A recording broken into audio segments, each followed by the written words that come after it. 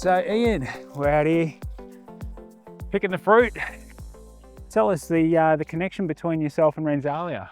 Sam and I, we met we were both working at a brewery a few years ago. Sam was waiting tables and I was working in the brewery, and became friends very quickly, and we've lived together and we've travelled overseas together, and we've also worked together.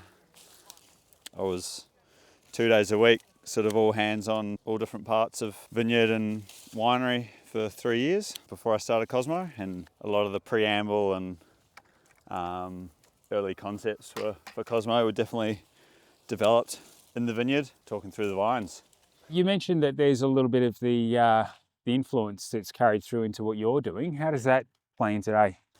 So one really important part of, one style of beer that I make is Saison, and which is a seasonal Belgian-style beer, and it's really conducive to aging on fruit, and we have a lot of really wonderful fruit and other things in this region, and so managing fruit fermentations obviously is like a very key part of winemaking, fruit fermentations. I do that as well, and I use a lot of winemaking equipment and winemaking techniques to do that, which I learned while working with Mark and Sam.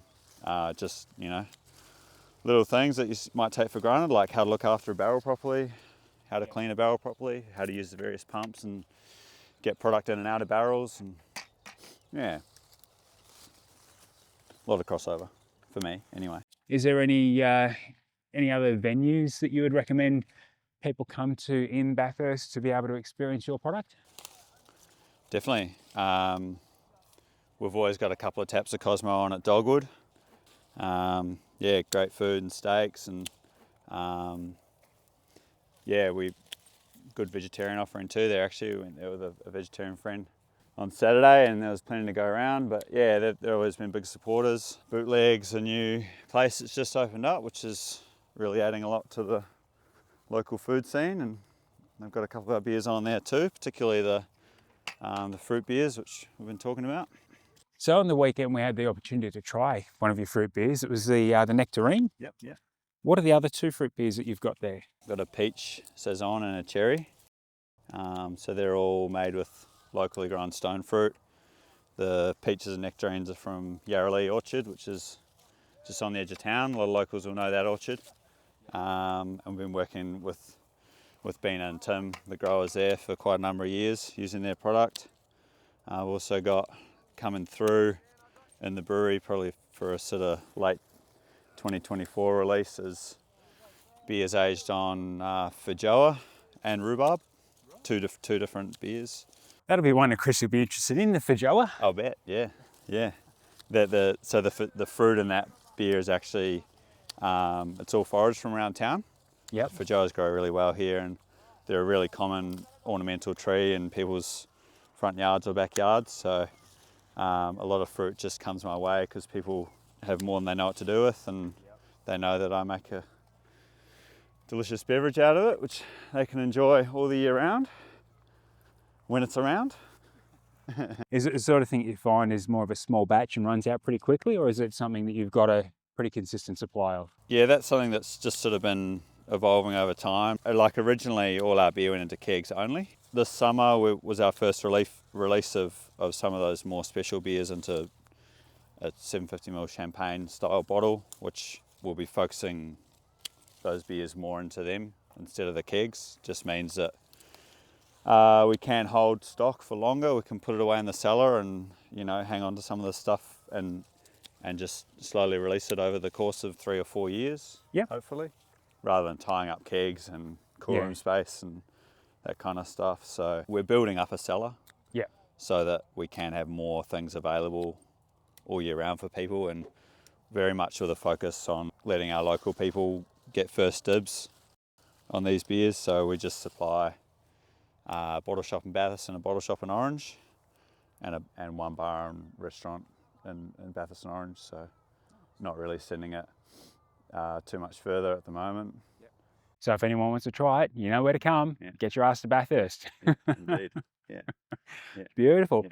Well, thank you very much, mate. We no will worries. catch you back at the brewery where we're going to get a bit of a peek on what's going on behind the scenes. So we'll see you there. We'll see you tomorrow morning. Yeah. Lovely.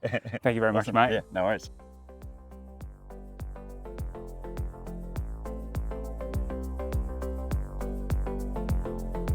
Okay, so we are on our way out to Cosmo Brewing. We're going to catch up with Ian this morning after having spent the morning with him yesterday picking grapes at Mount Panorama.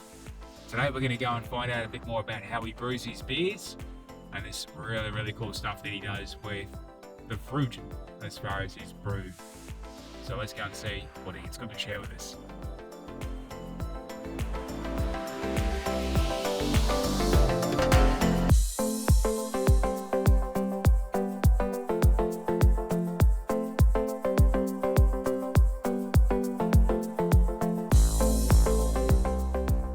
G'day, it's Matt here from a couple of sitters. Chrissy's behind the camera there, taking care of the situation. And we are here at Cosmo Brewing with Ian. Morning. Mate, thank you so much for inviting us out. It is a pleasure to be able to come out here and spend some time with you and hear more about a very unique product that we've never really come across before. Mm-hmm. Oh, the pleasure's all mine. So thanks for coming out. Thank you. So what can you tell us about Cosmo Brewing, mate? Where do you want to start? Oh, look, I could talk for hours, so you ask the questions and I'll answer them. Okay, so your fruit beers are something that really caught our eye when we were down at the farmers market, and they're very unique. We had a chance to try the nectarine, which was mind-blowing. Tell us, what's the story behind those? Where did the inspiration come from? Well, it's sort of, like I've always been interested in foraging, and some of these particular fruit beers aren't foraged, but I've always had an interest in fruit and using local produce and supporting other local businesses through Cosmo is a really important part of what I do, and it's the fruit in these beers comes from local orchards. It speaks a lot of what our region can produce. And just a really organic collaboration with how they've sort of come to be. Yesterday, when we were out picking fruit at Mount Panorama, we were chatting away about some of the other fruit that you'll use from time to time, and you mentioned feijoa yesterday. Mm-hmm. Yeah. So coming from New Zealand originally, I certainly recognise a feijoa tree when I see one, and it's a perfect climate actually for growing the fruit, and the garden centres all around here sell them, and it's a very common ornamental shrub in front yards and gardens all around Bathurst, and people don't really know what to do with the glut of fruit that they get all at once. So we've built up a close relationship with the Bathurst Whole Food Co-op, and a lot of people take their fruit in there, and we just get a call, come and get a bucket, come and get another bucket, for about 6 weeks through May and early June. So that's a really fun beer to make, and something that the whole community can be involved in, and something that a lot of people around here really love and have a taste for, and I think it's a beer that we're starting to get known for. Right. So as far as the characteristics of the feijoa in the beer, how would you describe that? If you've never tried a feijoa, it's a little bit hard to describe, but one of the common names is pineapple guava. So it has a lot of tropical fruit character. Guava is certainly there. It's very floral, and look, it just tastes like feijoas really, in a delicious sort of European Belgian-style ale. It is a sour fruit, and the beer is a bit sour, certainly. So yeah, once you've tried it, you won't forget about it. Yeah, definitely. Our last travel over to Auckland, Chrissy and I were just gorging on feijoas. They were all over the ground. It was perfect season for them. They are ripe off the ground. Yeah. So the feijoa is obviously a very unique fruit. Is there anything about it that you need to be mindful of when you're working with your product? Because you do barrel age your beers. Well, basically the way these beers are being made now is the beer is barrel aged for an extended period before it goes with the fruit. Right. And what's happening essentially over time in our cellar is we're building up our own kind of terroir. all the barrels are formerly had red wine in them from local wineries. So they've had maybe 5 or 6 or 7 years worth of local fruit and local microbiology developing in there. Maybe the winemakers wouldn't like to admit that, but certainly it develops further. I don't use a microscope, so I couldn't tell you what exactly is going on, but it's developing character. And the beer that we make is a living product. So once that beer contacts the fruit, it could be a 2-year-old or a 3 or 4-year-old beer. And then the fruit itself has come off someone's lawn. We don't generally wash it or process it in any way. So these are sort of minimal intervention beers, if you like. Certainly we make sure that people aren't using nasty pesticides or herbicides or anything like that. We're very clear on that. But yeah, they're able to develop in their own way and sort of do what they want to do. So I guess you're finding too that from brew to brew, even down to bottle, you'll get some variations? Well, hopefully not bottle to bottle. No. But year upon year, certainly we look at these beers as vintages. Yeah. And the way I'm making them now is quite different to how I was making them 2 years ago. Just evolving style, essentially, with what works for me in the space. And, it's a pretty long feedback loop, similar to winemaking. So, for them, they're looking at the decisions they make in the vineyard, how that affects the grapes, how that affects the wine, put it in a bottle, wait 5 years. Mine's a bit shorter than that. But still, it might be a 3 or 4 year feedback loop. Right. Yeah. So you've got a lot of things going on with the beer and the fruit and bringing things together. Now, we were talking at Bathurst Farmers Market, and I asked you about where the name Cosmo came from. For our viewers, we want to go into a bit more detail with that. Yeah, well, it really means combining forms.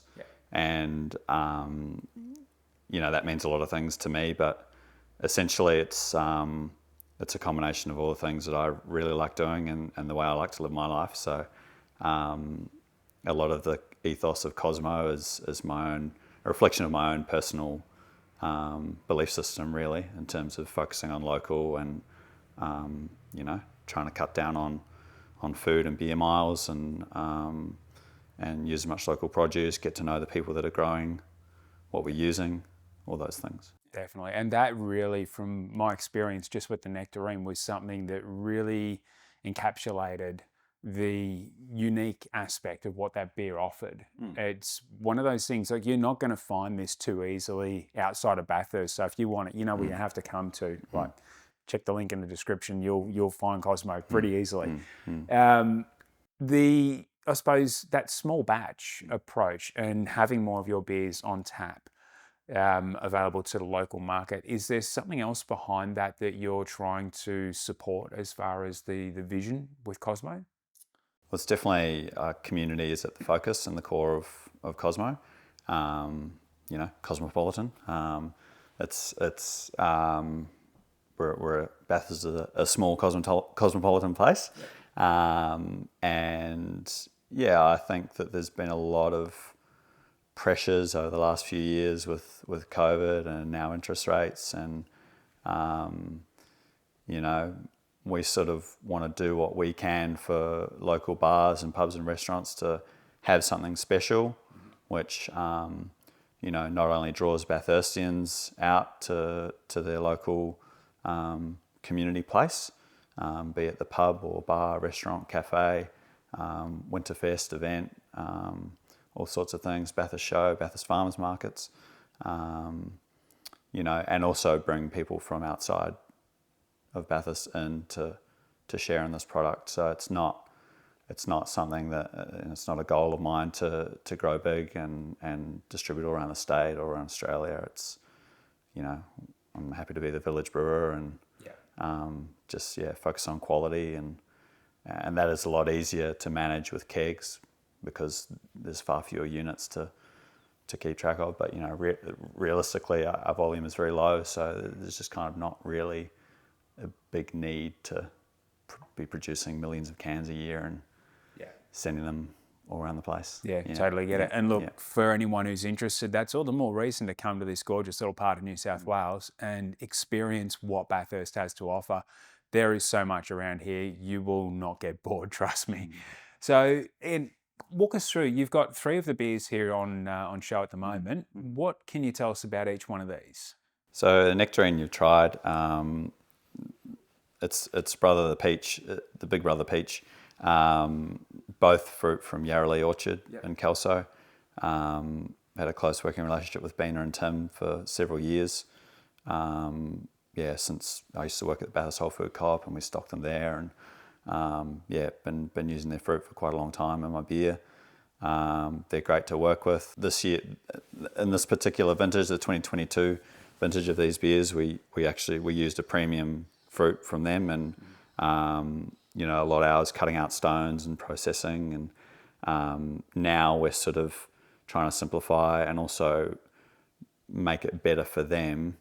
It was a bit of a harder season for them this year. They didn't have so much fruit, so there was a bit of hesitation to sell us the premium stuff. We did what we really wanted to do anyway, which is to use the seconds, which was a lot of it was destined to just be spread back out on the orchard or go to the sheep. It's a lot of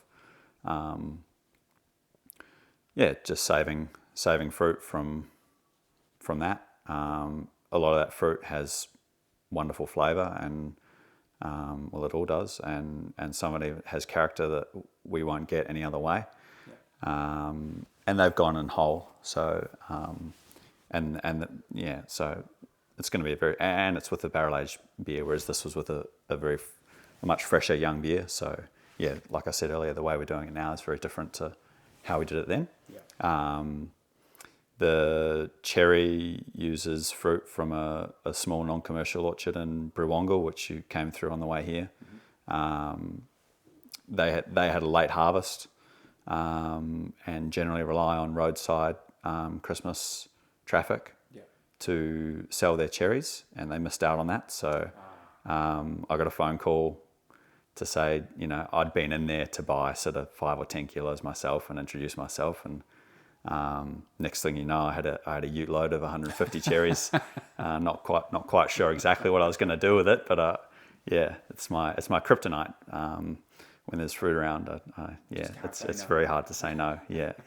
So you mentioned that the fruit that you're using sometimes is seconds, thirds, fourths. Can you go into a bit more information around that? What does make second, thirds, or fourths? Why is it not a first grade product for the orchard, as an example, or the farmer? Sometimes they're too large. They might be bigger than your fist. They might weigh over half a kilo, kind of thing, and people don't want a piece of fruit that big.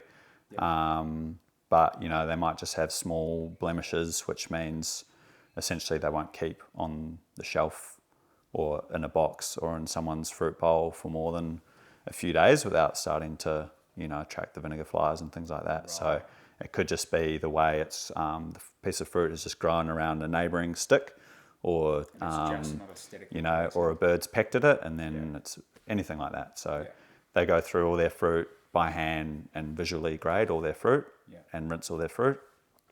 And it's just one of those things. Just anyone who's tried to grow a tomato or anything like that will know that they don't all come out as perfect as the truss tomatoes you see. Yeah, that is so true, so true. And look, that's one of the things about when you're down a farmer's market, you're going to get those variables in the produce that's grown organically. And honestly, we've found that the flavour that's wrapped up inside these things is just amazing. Mm-hmm. But it's a bit like some of the larger supermarket chains are trying to move towards those sorts of approaches by having the second grade product packaged and ready for sale too, which that's good. It means it's still moving out. But the fact that you're wrapping that up inside something that's as yummy as beer, that's a brilliant thing. We're doing what we can. So we're looking at a very innovative product, and the approach that you're taking with the fruit that's destined for not the stores that are the A grade sort of retail outlets that the farmers are working with. considering innovation that's coming in here and how you're embracing your values as well with the product, how do you see that all coming together and staying true to the tradition or the ethos of brewing? How does that fit in for you? Personally, I don't really think what I'm doing is particularly innovative. It might be different to what a lot of people have seen before, particularly in our region, but it is, like you say, it's more embracing an older way and an older pace of making beer. I think we've got very used to almost like a fast fashion and a lot of fads in beer, especially, probably more than wine or spirits. So I think, it's kind of ironic that embracing farming practices that are chemical free, the use of local products, and supporting other local businesses in what I make. It's not really that innovative, it's for me, it's more back to grassroots and back to basics and I guess traditional in a way, certainly more in line with more European style of brewing. Okay. That's what these are. They're a Belgian style of beer, and someone once told me, I don't actually know how true it is, but that aging fruit and beer was actually a way of preserving the fruit. Right. A bit like making jam, Scoop it out at the end of the winter and spread it on toast. I don't know. Put it on your muesli. Yeah. Wow. So anyone out there who's a beer fan but doesn't like fruit, this is a good reason to convert. Indeed. Right. Well, that's it's a great backstory that you've got there, and the product, as we've said, it's a lovely one that we've really enjoyed, and the other beers that you had on tap were really quite nice as well. Mm-hmm. Locally, if someone's coming to Bathurst, where can they find Cosmo? Mm-hmm. Check out our website. Yep. Hopefully it'll be up to date and they can get some good info on there. Yep. Cobb & Co cellars are sort of our de facto cellar door. Yep. They've got these beers. They'll have any of the sort of range that we release will be available there. And we also have beer on tap there, so people can take a growler in and get it filled any day. So for those of you who don't know, the growler is a refillable bottle. Yeah, that'd be the guaranteed place to get it. Yeah, but there are, at any one time 5 or 6 different venues such as Dogwood or Bootleg that are pouring our stuff. Yeah. Had a look at the menus for Dogwood and Bootleg, and I think we're going to be heading out there sometime in the next couple of weeks. 100%. Yeah, looks really cool. All right, so let's go have a wander. Let's have a look downstairs. Show us how this works. Sure. So the beer's brewed upstairs where we were seated. That's day one of possibly 2 to 4 years of production. The beer then ages in these barrels, finishes fermentation, does a secondary fermentation, picks up a lot of character from the barrel, and then we look at putting together a blend from here and aging in these stainless steel wine tanks with fruit in there. So whole raw fruit in these tanks with a mixture of 1, 2 and 4 year old beer, and that'll then stay in contact with the fruit for up to a year before mostly bottling, the odd keg as well.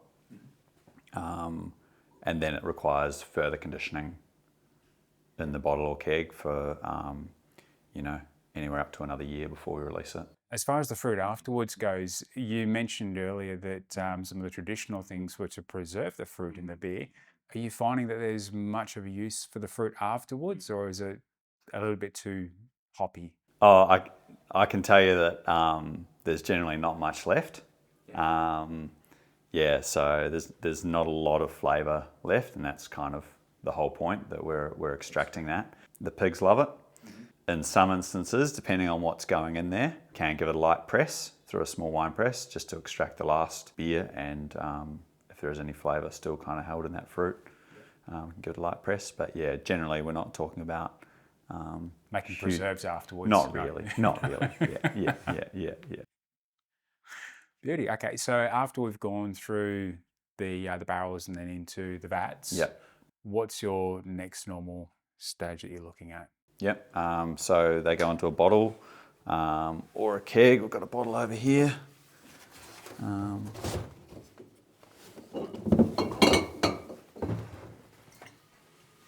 These condition on their side. If you get the light, you'll see what's going on in the bottle. Yeah, just as you're holding that there, you can see the cloudiness. Yeah. Yeah. So that's the living yeast, wild yeast and bacteria in the bottle, which is conditioning the beer essentially. So that's been in bottle for nearly 2 years. Wow. It was 2 years in some of these first barrels, which we've got down the bottom row here. And that's the first beer I made here. Yeah. Beautiful. Yeah. So we'll be releasing that one day. Yeah. And that is a nectarine, is it? It is actually no fruit, so that's just a barrel-aged saison. Yeah. Right. Yeah. It's just, it's a beer. Yeah, that's been in oak and in bottle for a long time. And have you had a chance to try that one yet? Or are you Certainly. still waiting? Yeah. And what are your thoughts on the Oh, so far? I like it. It's delicious. It's it's got some fairly assertive oak character for a beer. It's got some sort of buttery Chardonnay kind of character, and pretty subdued acidity. Yeah. But yeah, very drinkable. And essentially what we're doing is we're taking people on a journey through time and space, we want people to obviously enjoy drinking it. So it's not anything ridiculously crazy. It's just a nice, easy drinking, refreshing kind of mid 5% alcohol. Sounds very unique. Belgian-style beer. Yeah. It is in its own way. Yeah. And is that a process outside of some of the bigger brewers that we know of in South Australia that do basically the beer is aged in the bottle or brewed in the bottle? Is that something that you've found is becoming more commonplace, or is there a move away from that at the moment? From bottle conditioning? Yeah. I think it's pretty uncommon. Yeah. It's anyone who's homebrewed is pretty familiar with the idea. But most people are putting finished beer into cans. Yeah. That's probably 99% of the packaged beer on the market is it's cold and it's carbonated when it goes in the can. Yeah. It's not getting carbonated in the can. Right. Or bottle. Yeah, generally speaking. Yeah, it goes in ready and you could sell it that afternoon. Okay, so we're down here and we have got some lovely looking beer. And what's the story? What have we got here? We've got Pilsner, so that is our most popular beer around here, and we only put that in kegs.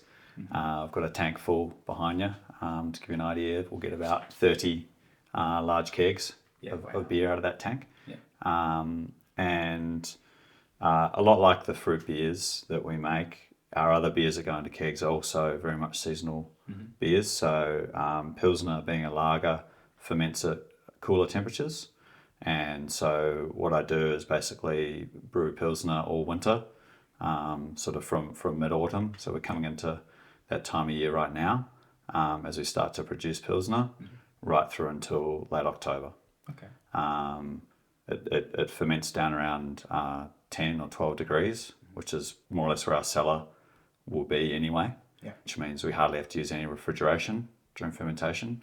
And then it gets a long 4-week lagering to condition. Again, being very cold out here in winter anyway, it's a low energy input to do that. Then in summer, we're producing beers that ferment more around 20, 25 degrees. It's easier to keep them there because in winter, we'd have trouble keeping them warm, so they wouldn't finish properly. So what can we expect with what we've got here? It's just a very easy drinking, slightly grassy, slightly hoppy lager. It's just really designed to be a beer that everyone can enjoy. If you like a beer, you should like the Pilsner. We're really trying to appeal to people, who come to events. Sometimes we might be the only beer there, and we want people to feel included and have something that they can enjoy. Certainly not judging people for what they normally drink day to day. We just want people to be able to come to our events and enjoy what we make as well. Having tried some of the beers that Ian's got on offer down at Bathurst Farmers Market, I'll tell you what, you're not going to be missing out if you get your bum up here and try it. Indeed. Lovely. Would you like to try this? Because you didn't try the Pilsner. Yes. Yeah. For sure. Cheers. Salud.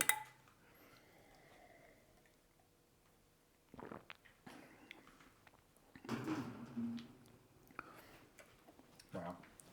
So that's the first beer that we ever released. Yeah. Yeah.